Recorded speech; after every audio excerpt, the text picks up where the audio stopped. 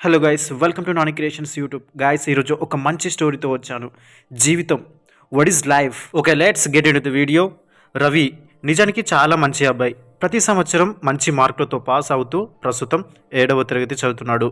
రవి ఒక్కడే సంతానం అయినందున తల్లి చాలా గారాబంగా చూసుకునేది. రవి తండ్రి ఒక యాక్సిడెంట్లో చనిపోయాడు. ఒకసారి రవి వాళ్ళ స్నేహితుల మాటలు విని వాళ్ళతో కలిసి క్లాస్లోని ఒక అమ్మాయిని ఏడిపించాడు. ఆ విషయం తెలిసిన క్లాస్ టీచర్ అమ్మాయిని ఏడిపించిన వాళ్ళందరినీ పిలిచి తల్లిదండ్రులను తీసుకురమ్మని చెప్పింది. రవికి తన వల్ల తప్పు జరిగిందని అర్థమైంది. భయంతో ఇంటికి వెళ్ళి ఏడుస్తూ జరిగిన విషయం వాళ్ళ అమ్మకి చెప్పాడు. ఎంతో గారాబంగా పెంచుకున్న కొడుకు అంతలా ఏడవడం చూడలేని ఆ తల్లి, అసలు నువ్వు చేసింది తప్పే కాదు, నేను వచ్చి మాట్లాడతా మీ టీచర్తో అని రవి చేసిన తప్పుని సమర్థించింది. మరునాడు పిల్లలు వారి పేరెంట్స్ను తీసుకుని స్కూల్కు వెళ్లారు. రవి తల్లి తప్ప మిగతా అందరూ క్లాస్ టీచర్కి మరియు ఆ అమ్మాయికి క్షమాపణలు చెప్పి ఇంకోసారి ఇలాంటి తప్పు చేయమని చెప్పి వచ్చేశారు. కానీ రవి వాళ్ళ అమ్మ అసలు రవి చేసింది తప్పే కాదని, స్కూల్ అన్న తర్వాత ఆ మాత్రం ర్యాగింగ్ ఉంటుందని తిరిగి టీచర్ని అందరి ముందు అవమానించి వెళ్ళిపోయింది. ఆ రోజు నుండి రవి తాను ఎలాంటి తప్పు చేసినా వాళ్ళ అమ్మ టీచర్స్ నుండి కాపాడుతుంది అనుకుని అందరితో గొడవ పెట్టుకోవడం, అమ్మాయిని ఏడిపించడం వంటివి చేస్తూ వచ్చాడు. ఇదంతా క్లాస్ టీచర్కి తెలిసినా కూడా రవి వాళ్ళ అమ్మ గుర్తొచ్చి ఆ రవిని ఏమీ అనకుండా సైలెంట్గా ఉండేది. చివరకు రవి ఆగడాలు మితిమీరడంతో క్లాస్ టీచర్ ప్రిన్సిపల్ సహాయంతో రవిని స్కూల్ నుండి పంపించేసింది. చెడ్డ పేరుతో స్కూల్ నుండి బయటికి రావడం కారణంగా వేరే స్కూల్ వాళ్ళంతా ఈ సంవత్సరం మా స్కూల్లో జాయిన్ చేసుకోలేం, కావాలంటే నెక్స్ట్ ఇయర్ ట్రై చేయండి అని అన్నారు. అలా రవి 7వ తరగతి పూర్తి కాకుండానే చదువు మధ్యలో ఆగిపోయింది. ఖాళీగా ఉన్న రవి చెడు స్నేహాలు ఎక్కువైపోయి బయట గొడవలు చేయడం, కొట్లాడుకోవడం, ఆ గొడవలను ఇంటి వరకు తీసుకురావడం చేసేవాడు. రవి ఎంత పెద్ద తప్పు చేసినా వాళ్ళ అమ్మ రవి తప్పుని సమర్థించి ఎదుటివారినే తిట్టేది. అలా కొన్ని సంవత్సరాలు గడిచాక రవి పెద్ద గూండాగా మారిపోయాడు. తప్పు చేయడం, జైలుకి వెళ్ళడం, వాళ్ళమ్మ డబ్బులు కట్టి విడిపించి తీసుకురావడం, ఇదొక వ్యసనంలా మారింది రవికి. తానేం చేసినా తన తల్లి ఉందనే ధైర్యంతో తప్పు మీద తప్పు, తప్పు మీద తప్పు చేస్తూనే వెళ్ళిపోయాడు. ఒకసారి ఒక పెద్ద దొంగల మూట రవిని వాళ్ళతో కలిసి పని చేయమని అడిగారు. అందుకు రవికి తగినంత డబ్బు ఇస్తామని చెప్పారు. డబ్బుకి ఆశపడ్డ రవి వెంటనే ఒప్పుకున్నాడు. నెల రోజుల తర్వాత అందరూ కలిసి దొంగతనం చేయడానికి బాగా డబ్బున్న ఇల్లు మరియు ఇంట్లో ఎవరు లేనిది చూసుకుని వెళ్లారు. రవి అక్కడ ఉన్న వాచ్మెన్ తలపైన గట్టిగా కొట్టాడు.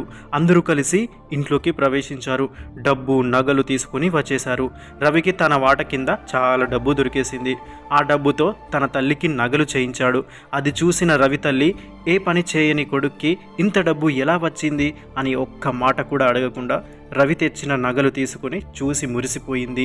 3 రోజుల వరకు దొంగతనం చేసింది వీరే అని ఎవరు కనిపెట్టలేరని చాలా సంతోషంగా ఉన్నాడు రవి. కానీ దొంగతనం జరిగిన ఇంటి ఓనర్ తిరిగి రావడం మరియు అక్కడ వాచ్మెన్ చనిపోయి ఉండడం చూసి వెంటనే పోలీసులకి ఫోన్ చేశాడు. ఘటన స్థలానికి చేరుకున్న పోలీసులు చుట్టూ అంతా పరిశీలించారు.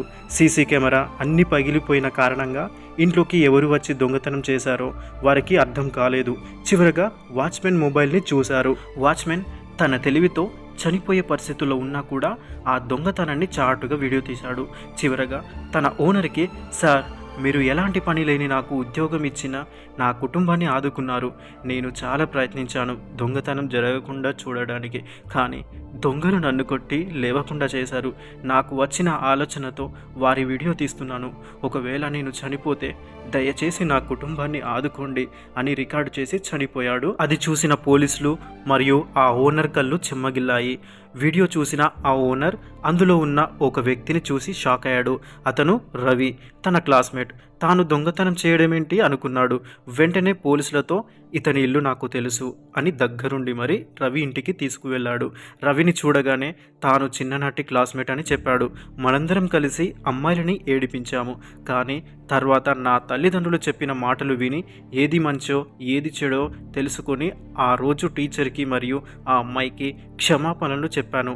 అప్పటి నుండి ఎలాంటి తప్పులు చేయకుండా మంచిగా చదువుకొని ఒక ఉన్నత స్థాయిలో ఉన్నాను. కానీ నువ్వు మీ అమ్మ కలిసి తప్పు ఒప్పుకోకుండా తిరిగి టీచర్ని అవమానించారు. మంచి చెడు తెలియకుండా దొంగలా తయారయ్యావు. చివరికి చివరికి హంతకుడివి కూడా అయ్యావు. నాకెంతో నమ్మకంగా పనిచేసే నా ఇంటి వాచ్మెన్ని కూడా పొట్టన పెట్టుకున్నావు కదరా. నీ వల్ల తన ఫ్యామిలీ రోడ్డు మీద పడింది. నిన్నేం చేసిన తప్పు లేదు అని చెప్పి పోలీసులకు పట్టించాడు. రవి చేసిన తప్పులన్నింటికి సరైన ఆధారాలు ఉన్నందువలన రవికి ఉరిశిక్ష విధించారు. సరిగ్గా 1 సంవత్సరం తర్వాత రవి చివరి కోరిక మేరకు తన తల్లిని పిలిపించారు. రవి చివరగా, అమ్మా, నేను ఈరోజు ఇలా చనిపోతున్నానంటే దానికి కారణం నువ్వే. తప్పు చేసిన నన్ను ఇది తప్పు అని శిక్షించకుండా నన్ను సమర్థించావు. తప్పు చేసి జైలుకు వెళ్ళిన ప్రతిసారి డబ్బు కట్టి మరీ విడిపించి తీసుకొచ్చావు. ఆ రోజు స్కూల్లో నేను చేసిన తప్పుకి నా చెంప పగులగొట్టి ఇది తప్పురా, ఇలా చేయకూడదు అని చెప్పి ఉంటే నేను కూడా నా ఫ్రెండ్లాగే గొప్పవాడిని అయ్యుండేవాడిని. నీ ప్రేమ నన్ను మంచి దారిలో నడిపించలేదమ్మా, చెడ్డదారి ఎంచుకోవడానికి సహకరించింది అని చెప్పి కన్నీళ్లు పెట్టుకొని తుది శ్వాస విడిచాడు. రవి తల్లి తాను అతి గారాబం చేసి కొడుకుని శిక్షించని కారణంగా చివరకు చేసిన తప్పులకి శిక్షపడి ఉరికంబం ఎక్కి ప్రాణాలు వదిలాడని గుండెలు పగిలేలా ఏడ్చి తాను కనుమూసింది. గైస్, ఈ స్టోరీ ద్వారా మనం తెలుసుకోవాల్సింది ఏమిటంటే పిల్లల తప్పుల్ని శిక్షించాల్సింది పోయి ఆ తప్పును సమర్థిస్తున్నారు ఈ కాలంలోని చాలామంది తల్లిదండ్రులు. దానివల్ల చెడిపోయేది మీ పిల్లలే. ఒక వయసు వచ్చేసరికి పిల్లలకి మంచేదో చెడు ఏదో తెలియజేయాల్సిన కనీస బాధ్యత తల్లిదండ్రులది. తద్వారా వారికి సామాజిక విలువలు తెలిసి క్రమశిక్షణతో ఉంటూ జీవితంలో ఉన్నత స్థాయిలో స్థిరపడతారు. సో గాయస్, ఇలాంటి ఇంట్రెస్టింగ్ స్టోరీస్ కోసం అయితే మన ఛానల్ని సబ్స్క్రైబ్ చేసుకోండి. ఇట్లు మీ ప్రవీణ్ నాని.